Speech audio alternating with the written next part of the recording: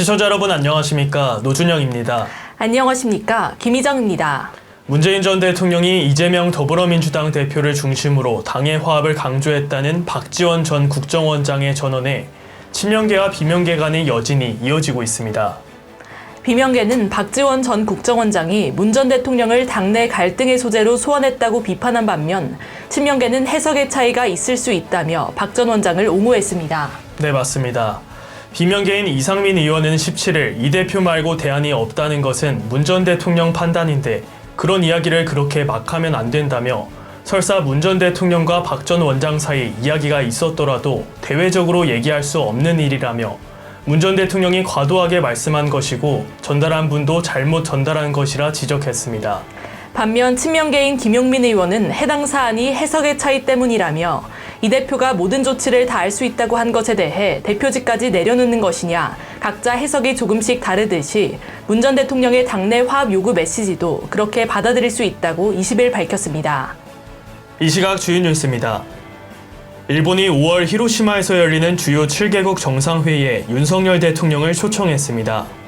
우리 정부는 한일 정상회담 결과에 따른 긍정적 조치로 평가한다며 환영의 뜻을 밝혔습니다. 대통령실은 20일 윤석열 대통령의 주 60시간 이상 무리 언급에 대해 그렇게 일하는 것 자체가 힘들지 않겠느냐는 개인적 생각에서 말씀한 것이지 근로시간 개편 가이드라인을 주고자 하는 의도는 아니었다고 전했습니다. 이어 바꾸고자 하는 제도로 가더라도 급격한 장시간 근로를 할 가능성은 작다며 세계적 추세에 맞춰서 근로시간을 줄여가자는 것이라고 개편 방향을 설명했습니다.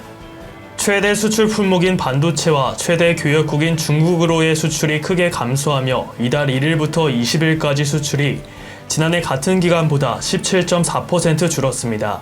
같은 기간 수출은 309억 달러, 수입은 373억 달러를 기록하며 무역 수지는 63억 2,300만 달러 적자를 기록했습니다. 신용점수가 낮고 소득이 적은 취약계층에게 불법사 금융 피해 방지를 위해 100만 원을 신속하게 지원하는 소액 생계비 대출이 27일부터 시작됩니다. 신용점수 하위 20% 이하이면서 연소득이 3,500만 원 이하여야 이 대출을 받을 수 있는데 대출을 연체 중이거나 소득이 없는 사람도 대출을 신청할 수 있습니다. 애플이 오늘 국내에서 대대적인 출시 행사를 갖고 간편 결제 서비스 애플페이를 선보입니다. 현재 전국 편의점과 신세계 백화점, 롯데백화점과 스타벅스, 파리바게트, 롯데 하이마트, 이케아 등에서 애플페이를 이용할 수 있습니다. 최근 온라인상에서 회사원들이 자기 직장이 더 궁상맞다고 주장하는 이른바 직장 거지 배틀을 벌여 관심을 끌고 있습니다. 온라인 커뮤니티에 따르면 회사에서 제공하는 믹스커피를 마실 때마다 자신의 이름을 명부에 적어야 하는 회사, 오전엔 불을 끄고 일하는 회사, 정수기물을 왜 이렇게 많이 먹냐고 지적하는 회사 등 다양한 사례가 나타났습니다. 배달비 폭등과 코로나 엔데믹 영향으로 배달앱 이용자 수가 1년 전에 비해 600만 명 넘게 줄어든 것으로 나타났습니다. 이용자가 급감하자 배달앱 업체들은 배달비를 낮춘 알뜰 배달 서비스를 도입하는 등 배달 수요 붙잡기에 나섰습니다. 지구 지표면 온도가 10년 뒤엔 지구 온난화 억제를 위한 마지노선인 1.5도에 달할 가능성이 높아진다는 예상이 나왔습니다.